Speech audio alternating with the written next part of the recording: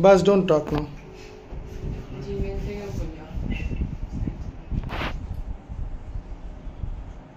Okay, now you see, today we will begin the chapter which in every class has been begun, that is light.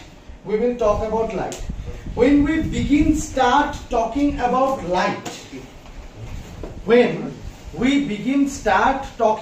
light, what are we actually talking about? We are actually talking about a source of energy, a source of energy. Light definitely is a source of energy, but what kind of energy? What type of energy it is?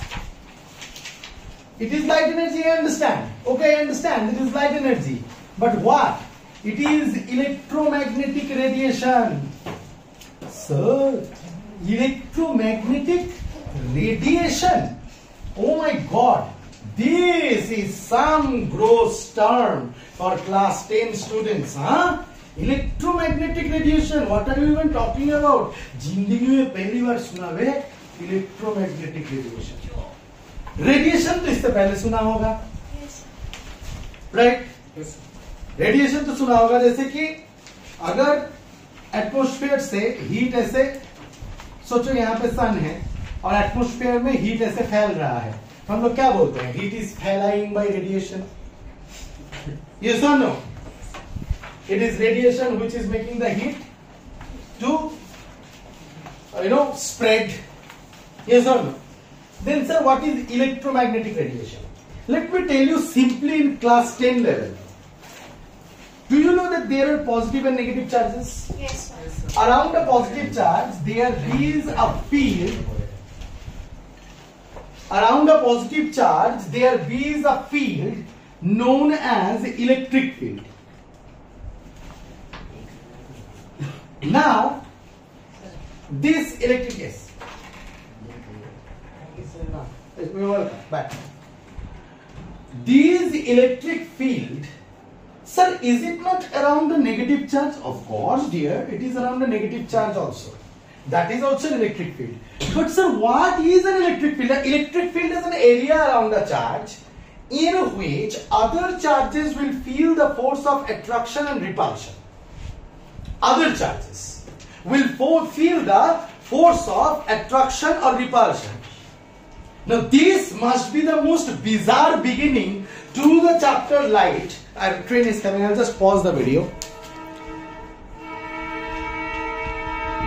I can't pause it even. Okay, now this must be the most bizarre beginning of the chapter light. Sir light पढ़ाने जा रहे थे, बात चल गया charge का. Charge के आसपास रहता है field, electric field. Positive charge के आसपास भी रहता है, नेगेटिव चार्ज के आसपास भी रहता है. What is this electric field? It's an area around a charge in which the force of attraction or the force of repulsion by other charges can be felt.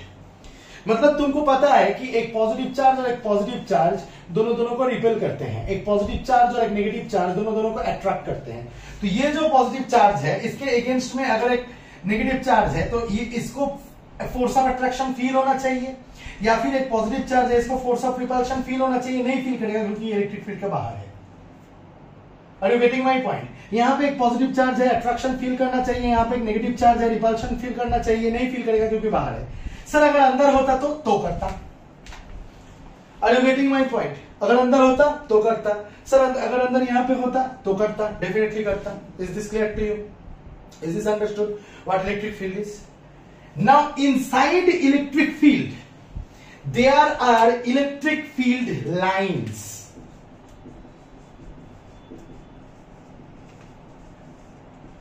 These electric field lines are denoted by E vector. Now sir, what are these electric field lines? What are you even talking about? These electric field lines are imaginary field lines which are pointing or directed outwards from a positive charge. पहले सुन लो, फिर बाद में लिखना.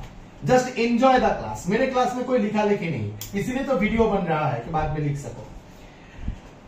और in case of a negative charge, it is pointed inwards. Sir क्यों? देख, electric field lines are actually lines of force. Lines of force. Sir ये lines of force मतलब क्या? लाइन्स ऑफ फोर्स मतलब, सोच कि ये पेन है, ठीक है, इस पेन को अगर मैं छोड़ दूं तो ये ग्रेविटी की तरफ अट्रैक्ट होकर नीचे की तरफ चला गया।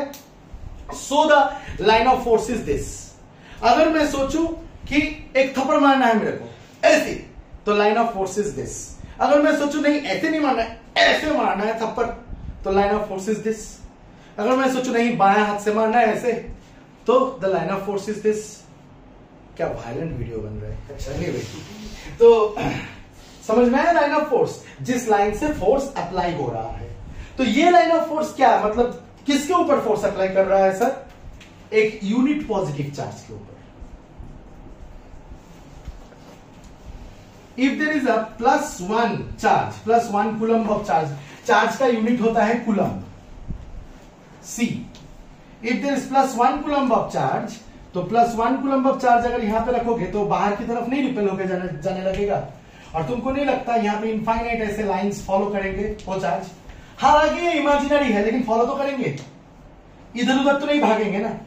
ठीक उसी तरह अगर एक यूनिट पॉजिटिव चार्ज को यहां रखोगे तो वो अंदर की तरफ खींचा चला जाएगा ऐसा। तो these are imaginary electric field lines. समझ में आया इलेक्ट्रिक फील्ड लाइंस क्या होता है? इलेक्ट्रिक फील्ड क्या होता है? Electric field lines actually lines of force होता है, और electric field lines actually imaginary होता है, और कौन से डायरेक्शन में होता है ये समझ में आ गया। इतना दिमाग में घुसा कि कहीं पे भी चार्ज है तो उसके अराउंड में इलेक्ट्रिक फील्ड होना चाहिए, और कहीं पे भी चार्ज है तो उसके अराउंड में इमेजिनरी इलेक्ट्रिक फील्ड लाइन होना चाहिए। इतना दिमाग में घुस गया? श्योर? चलो दूसरी बात करते हैं। इस इंफॉर्मेशन को दिमाग के एक कोने में रखो, दूसरी बात करते हैं।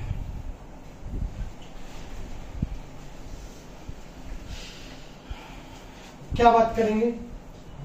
बात करेंगे कि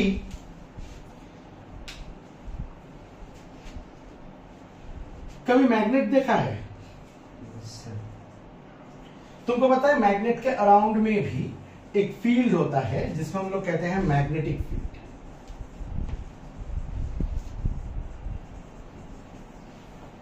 ठीक है, और मैग्नेटिक फील्ड का भी होता है मैग्नेटिक फील्ड लाइंस, जो कि ऐसा होता है मैग्नेट के बाहर नॉर्थ टू साउथ ऐसे, ये बार मैग्नेट के लिए है।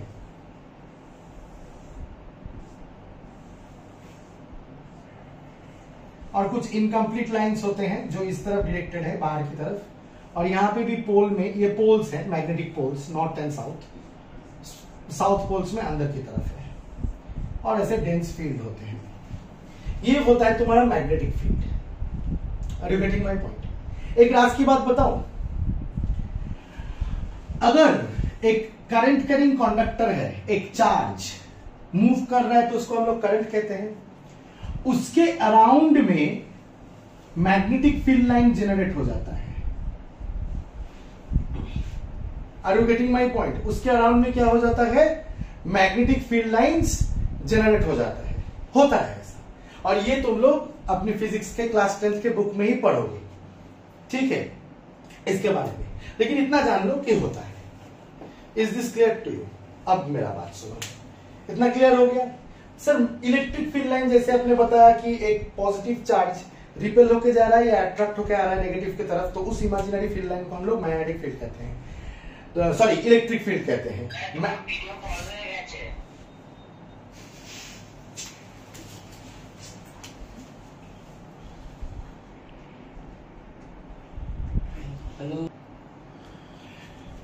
तो यहां पे ये जो +q अमाउंट ऑफ चार्ज जा रहा है, ठीक है, sorry +q amount of charge move उसके अराउंड में मैग्नेटिक फील्ड जाना चाहिए। मैं इलेक्ट्रिक फील्ड के बारे में आप लोग इतना जान चुके हो कि सर इलेक्ट्रिक फील्ड लाइंस तो वो वाले लाइंस है जो इमेजिनरी लाइंस होते हैं, जो एक्चुअली एक पॉजिटिव चार्ज फील करता है, एक unit positive charge, +1 coulomb of charge. चाहे आप नेगेटिव चार्ज रखो चाहे पॉजिटिव चार्ज रखो, उसके अराउंड में इलेक्ट्रिक फील्ड लाइंस ऐसे होंगे। Yes or no? ठीक उसी तरह मैग्नेटिक फील्ड लाइंस किस चीज का है? ये तो जिसे आपने एग्जांपल थप्पड़ मारने का लाइन्स ऑफ फोर्स, उसी तरह यहां पे पॉजिटिव चार्ज को अट्रैक्ट या रिपल करने का लाइन्स ऑफ फोर्स। ये किस चीज का लाइन ऑफ फोर्स है? ये एक मैग्नेटिक कंपास, जो निडल होता है ना मैग्नेट का, जिसके द्वारा डायरेक्शन दिखा जाता है, एक मैग्नेटिक कंपास को अगर रखोगे, मैग्नेटिक कंपास जो डायरेक्शन को फॉलो करेगा वो है। या फिर इमेजिनरली सोच सकते हो, you can imagine that an independent north pole is moving. ये मैं कहना पसंद करता हूं, independent north pole is moving. However independent north pole is never practically possible. Just imagine करो, इंडिपेंडेंट नॉर्थ पोल ऐसे मूव करके ऐसे साउथ की तरफ अट्रैक्ट होकर यहां पे जाएगा। या फिर सो बोल सकते हो, फिजिक्स में बोलते हैं कि एक नॉर्थ साउथ वाला एक ये रहता है, क्या बोलते हैं उसको, मैग्नेटिक निडल रहता है, जो कि बहुत हल्का होता है और मैग्नेटिक फील्ड लाइन को दिखाने के लिए, डायरेक्शन को दिखाने के लिए एकदम परफेक्ट होता है। तो वो उसका लाइन्स ऑफ फोर्स है, वो इस फोर्स को फील कर रहा है, इस लाइन को फील कर रहा है। जैसे थप्पड़ मारने से तुम एक लाइन ऑफ फोर्स को फील करोगे, वो इस लाइन को फील कर रहा है। अब ये दो चीजें पढ़ के, जैसे कि हमने दो चीजें पढ़ा है यहां पे,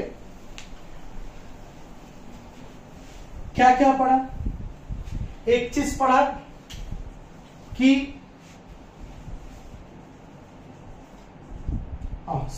एक चीज पढ़ा कि इलेक्ट्रिक फील्ड, एक चीज पढ़ा मैग्नेटिक फील्ड, बी वेक्टर से डिनोट करते हैं। लेकिन जिससे हमने पढ़ा, जिस तरीके से हमने पढ़ा, हम लोगों को ऐसा लग रहा है कि सर ये तो लाइन्स ऑफ फोर्स है, ये एक कांस्टेंट लाइन ऑफ फोर्स होना चाहिए, चाहे वो मैग्नेटिक फील्ड लाइन हो या फिर चाहे वो इलेक्ट्रिक फील्ड लाइन हो। ठीक है, ये कांस्टेंट मैग्नेटिक या फिर मैग्नेटिक फील्ड लाइन तार के लिए ऐसा होता है, गोल गोल, जैसा भी फील्ड लाइन हो सर, ठीक है, जैसा भी फील्ड लाइन हो, ये तो कांस्टेंट फील्ड लाइन्स है। लेकिन अगर मैं कहीं कि तुमको कहीं कहूं get ready for your mind to be blown now, अगर मैं आपको कहूं नहीं, ये मैग्नेटिक फील्ड और ये मैग्नेटिक फील्ड और ये इलेक्ट्रिक फील्ड, ये लोग वाइब्रेट भी कर सकते हैं। सर बात क्या कर रहे हो, ये लोग वाइब्रेट करते हैं? हाँ, एक बात बताता हूं, ये सब भूल जाओ। पानी है, पॉन्ड, ठीक है, पॉन्ड के यहां पे पत्थर फेंका तुमने, क्या देखने को मिलेगा? वाइब्रेशन, वेव्स, वाइब्रेशन, रिपल्स कहते हैं। रिपल्स बनता कैसे है? जब तुम पानी में फेंकोगे पत्थर, पानी के जो पार्टिकल्स है वो वाइब्रेट करना स्टार्ट करते हैं, उनको टच करके दूसरे पार्टिकल्स वाइब्रेट करना स्टार्ट करते हैं, उनको टच करके और पार्टिकल्स वाइब्रेट करना स्टार्ट करते हैं, उनको टच करके और पार्टिकल्स वाइब्रेट करना स्टार्ट करते हैं, उनको टच करके और पार्टिकल्स वाइब्रेट करना स्टार्ट कर देते हैं। Are you getting my point? Yes, sir. So continuously touch करके वाइब्रेट करना, टच करके वाइब्रेट करना, टच करके वाइब्रेट करना, टच करके वाइब्रेट करना, टच करके वाइब्रेट करना स्टार्ट कर देते हैं। और इस तरह से वाइब्रेशन फैलता है कोई भी मीडियम में। वेव कैसे फैलता है, जैसे साउंड वेव कैसे फैलता है मैं बात कर रहा हूं। तो एक होता है डिस्टरबेंस, डिस्टरबेंस जो कि वेव को पैदा करता है, एक होता है प्रोपागेशन। अब मतलब दिल खोल के खांसिए बेटा, मैं वीडियो कर रहा हूं तो क्या हो गया, आपके लिए तो कर रहा हूं, अब दिल खोल के खांसिए। शी इज वेरी सिक्योर्ड, धीरे धीरे कर रही, सर के वीडियो में आवाज आ जाएगा तो सर का वीडियो बर्बाद हो जाएगा, ये नहीं चाहती है। ओके, वैसा नहीं है। अच्छा क्या बता रहा था, भूल गया। मजाक, इतना मजाकिया अपना में इतना मजाक। हाँ, कोई भी वेव प्रोड्यूस होना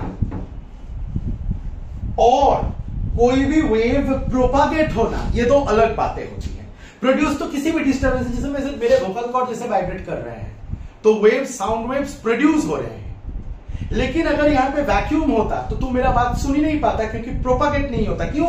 क्योंकि साउंड वेव प्रोपागेट होता है by vibrating, making this energy फैलाइंग, spreading in the medium by or through the vibration of the particles. Compression rarefaction through all these directions. अगर पार्टिकल्स ही नहीं होता तो वाइब्रेट कौन करता? अगर कोई वाइब्रेट करने वाला होता नहीं तो साउंड एनर्जी प्रोपागेट नहीं करता। समझ में आया? ठीक उसी तरह रिपल्स में भी यहाँ पे पत्थर फेंका है, पानी के पार्टिकल्स वाइब्रेट करते रहते हैं ऐसे ऐसे ऐसे ऐसे ऐसे, फिर उसको टच करके और वाइब्रेट करते हैं ऐसे ऐसे, उसको टच करके और वाइब्रेट करते हैं ऐसे ऐसे, उसको टच करके और वाइब्रेट करते हैं ऐसे ऐसे, उसको टच करके और वाइब्रेट करते हैं ऐसे ऐसे, और वो वाइब्रेशन फैलता है। सर धीरे धीरे एनर्जी खत्म नहीं हो जाता है? हाँ होता है, कुछ दूर जाके रिपल्स भी खत्म हो जाता है, कुछ दूर जाके मेरा साउंड भी खत्म हो जाएगा।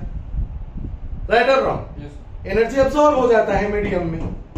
मतलब पहला वाला जो सेट ऑफ पार्टिकल्स है यहाँ पे, वो जितने जोर से वाइब्रेट कर रहे हैं ऐसे ऐसे ऐसे ऐसे, ये पानी का मेन पोजीशन है, ये पानी का क्या है? मेन पोजीशन है। समझ में आया? और पत्थर फेंकने से पानी के पार्टिकल्स ऊपर नीचे ऊपर नीचे ऊपर नीचे, तुमको देखने में लग रहा है कि जैसे गोलाई क्रिएट हुआ है, लेकिन हर एक पार्टिकल्स, और उनको टच करके ऊपर नीचे और पार्टिकल्स हो, उनको टच कर, तो एनर्जी तो धीरे धीरे घटेगा ही ना। जैसे कि एक पेंडुलम लगाया हुआ है, वो ऐसे हिल रहा है, उसके साइड में एक पेंडुलम, वो जाके दूसरे पेंडुलम को टच करेगा तो हिला देगा ऐसे। तुम एक ही को हिलाए हो तो दूसरे को ऐसे हिला देगा, दूसरा पेंडुलम है तो उसको ऐसे हिला देगा, ऐसे जाता जाएगा तो लास्ट पेंडुलम का तो एम्पलीट्यूड कम ही होगा ना, क्योंकि एनर्जी खत्म होते होते आगे बढ़ेगा। Is this clear to you? लेकिन जितने भी तरीके के वेव्स के बारे में मैंने अभी बात किया, उनको प्रोपागेट एक मीडियम में, वेव का मतलब क्या? Energy is getting propagated in a medium by making the particles of the medium vibrate. Yes, in case of sound also, in case of this also, ripples also, इनके particles को vibrate करा के energy फैल रहा है, इसी चीज को हम लोग वेव कह रहे हैं।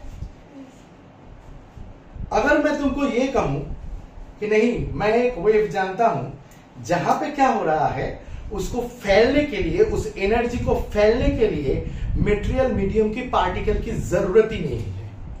वो एनर्जी डिस्टरबेंस, एक है डिस्टरबेंस और एक है प्रोपागेशन। वो डिस्टरबेंस ही कुछ ऐसा है कि उस डिस्टरबेंस से जो एनर्जी पैदा होता है, वो एनर्जी वेव के रूप में जब फैलता है एक मीडियम में, उसको फैलने के लिए पार्टिकल्स ऑफ द मीडियम की जरूरत होती ही नहीं है। दीवा, ऐसा भी हो सकता है क्या? हो सकता है, बताओ कैसे? क्यूरियोसिटी आया मन में? मजा आ रहा है कि नहीं आ रहा है? मजा आ रहा है? Are you curious to know ऐसा हो सकता है कि नहीं? हो सकता है। देखो, सोचो एक एटम है, सोचो एक एटम है, एटम के अंदर पॉजिटिव चार्ज है। अब पता चलेगा सबको कि सर ने पहले एटम पे जोर क्यों दिया था। अच्छा, एनीवे, ये हो गया पहला शेल, यहां पे इलेक्ट्रॉन है। ये हो गया दूसरा शेल, यहां पे भी इलेक्ट्रॉन है। ये हो गया तीसरा शेल, यहां पे भी इलेक्ट्रॉन है। सोचो एक बल्ब, वाह क्या बल्ब ड्रॉ करता है। सोचो एक बल्ब, बल्ब के अंदर है टंगस्टन फिलामेंट ऐसे, राइट? ये कनेक्टेड है एक सर्किट से। इलेक्ट्रिकल एनर्जी ये फिलामेंट से जब जाता है तो इस फिलामेंट को हीट कर देता है, हीटेड अप। आया बात समझ में? इस फिलामेंट को क्या कर देता है? हीटेड अप कर देता है, गर्म कर देता है फिलामेंट को। इस टंगस्टन फिलामेंट के अंदर बहुत सारे एटम्स होंगे। सोचो ये उनमें से एक एटम है। क्या होगा? उस हीट की वजह से, उस एनर्जी की वजह से एक इलेक्ट्रॉन अपने लोअर शेल से जंप करके हायर शेल में चला जाता है।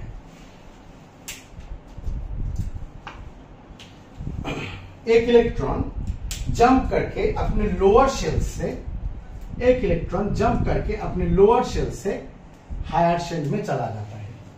और जब ऐसा होता है तब ठीक ही है सर, बाहर से एनर्जी मिला है, ऐसे इतना हीट मिल रहा है, सारे एटम्स ऐसे बिहेव करेंगे, इलेक्ट्रॉन्स लोअर शेल से हायर शेल में जंप करके जाएंगे। लेकिन बेटा जी मेरे को एक बात बताओ, जो इलेक्ट्रॉन, इतना तो पता है ना कि इस शेल का एनर्जी कम होता है, इस शेल का एनर्जी और ज्यादा होता है, और बाहर वाले शेल का एनर्जी और ज्यादा होता है, और बाहर वाले शेल का एनर्जी और ज्यादा होता है। अब मैं तुम्हें एक बात बताऊं, मैं अगर औरित्रो को 5 किलो मटन खिला दूं और बोलूं कि तू वानखेड़े स्टेडियम के जो फील्ड है उसका 20 चक्कर लगा, 20 नहीं 5 किलो मटन खिलाया है ना, 500 चक्कर लगा दे, ठीक है? तो बोलेगा सर ठीक है कोई बात नहीं, लगा देता हूँ वानखेड़े स्टेडियम का 500 चक्कर, ठीक है? फिर मैं उसको बोला, वो चक्कर लगा रहा था, ठीक है कोई बात नहीं था उसके लिए। अचानक से मैंने उसको बोला निकल इधर से, वानखेड़े स्टेडियम का नहीं, वानखेड़े स्टेडियम का जो सरकमफ्रेंस है उसका 3 गुना सरकमफ्रेंस का मेरे को एक मार्ट मिला है, उसमें दौड़, मैं तेरे को 5 किलो मटन खिलाया बे। वो बोलेगा, बगावत कर देगा, नहीं सर मेरे को आपने जितना एनर्जी दिया उतना ही मैं घूम सकता हूं। यानी इस इलेक्ट्रॉन का एक एंगुलर, जैसे मैं सीधा दौड़ूं, जिसे मैं अगर सीधा दौड़ूं तो उसको कहते हैं momentum, P equals to mv। अगर मैं गोल दौड़ूं तो उसको कहते हैं angular momentum, P equals to mvr, जो r के ऊपर डिपेंड करता है, रेडियस के ऊपर। ठीक उसी तरह ये औरित्रो है, 5 किलो मटन खा के घूम रहा है वानखेड़े स्टेडियम में, ठीक है? उसको अचानक से मैंने उससे भी बड़े स्टेडियम में घूमने के लिए बोल दिया, वो ज्यादा देर रह पाएगा यहाँ पे, उसके पास एनर्जी नहीं है उतना, वो वापस आ जाएगा। ठीक उसी तरह बाहर की एनर्जी मिलने से लोअर लेवल के इलेक्ट्रॉन जंप करके चले भी जाए हायर शेल में, वो ज्यादा देर सस्टेन करके यहाँ पे घूम नहीं पाएगा, क्योंकि it doesn't have the enough energy to continue with the angular momentum. Are you getting my point? Is this understood? Absolutely clear. Yes, sir. And hence what it will do, hence it will jump back.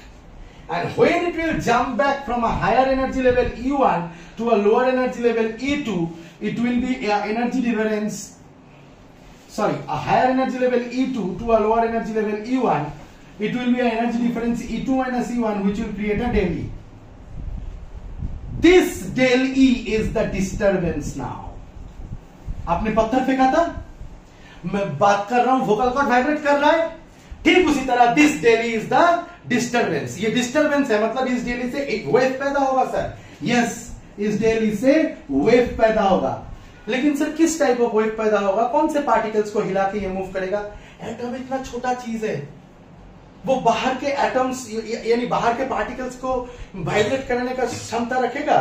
चलो मान लेता हूं 10 million 20 million atoms में ऐसा हुआ है, ऐसा jumping हुआ है, और वो वापस आया है और ये डेली डिस्टरबेंस क्रिएट हो रहा है यहां पे, तो वो खुद का ही, क्योंकि इलेक्ट्रॉन एक चार्ज पार्टिकल है और घूम रहा है, और इलेक्ट्रॉन में खुद एक ऐसा एक गोल पार्टिकल, अगर सोचोगे इलेक्ट्रॉन का खुद का एक स्पिन रहता है, ऐसे स्पिन करते रहता है इलेक्ट्रॉन, अर्थ जैसे स्पिन भी करते रहता है और घूमते भी रहता है, ठीक उसी तरह इलेक्ट्रॉन भी स्पिन करता रहता है और घूमते रहता है, और इस वजह से इलेक्ट्रॉन के पास इलेक्ट्रिक फील्ड भी होता है और मैग्नेटिक फील्ड भी होता है।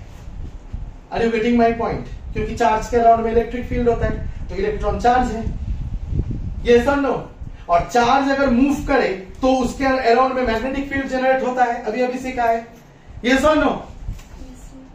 Are you getting my point? तो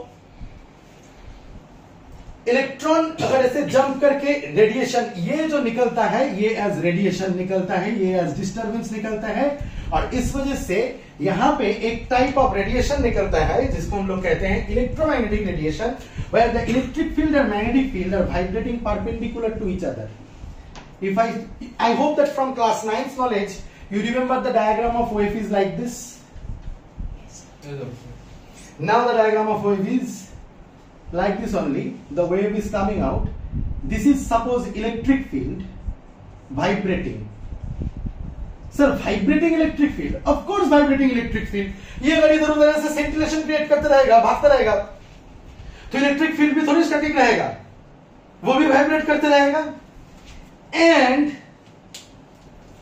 along with that, perpendicular to that, magnetic field lines are also vibrating.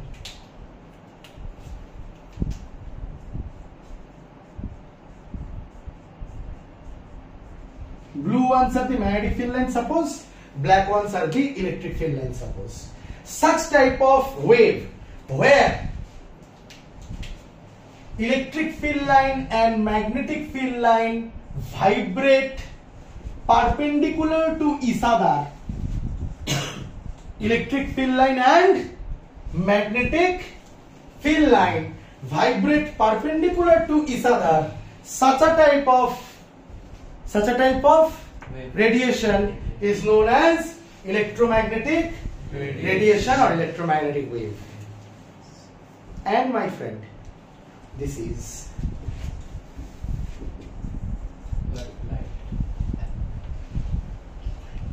the reason